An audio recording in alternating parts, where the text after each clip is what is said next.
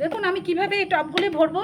এই যে কিছু কাগজ দিয়ে নিলাম, কিছু মাটি দেব, এই যে কিছু মাটি একটু পাতা দিয়ে নিলাম, এই যে সবজির খোসা দিয়ে নিলাম।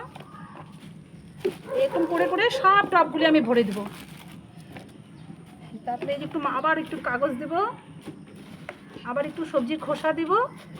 লাস্টে এই যে মাটিগুলি তৈরি করলাম, এই মাটিগুলি দিয়ে ভর্তি করে দিব, অল্প করে দেব।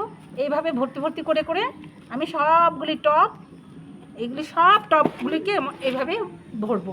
সব টব এইভাবে ভরবো।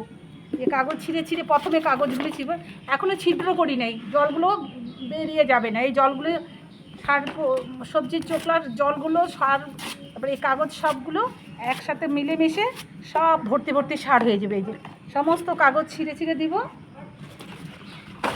এই যে কাগজগুলি ছিঁড়ে দিব, সবজির খোসা দিব, এসব বিভিন্ন ধরনের সবজির খোসা দেব, কিছুটা কাগজ ছিঁড়ে দেব, এসব দিয়ে দিই।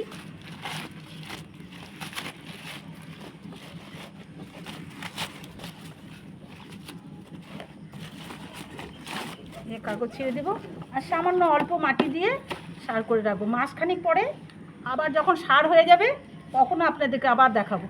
এই যে সব টবগুলোকেও এইভাবে অল্প অল্প মাটি দিয়ে সার করে রাখবো। এই যে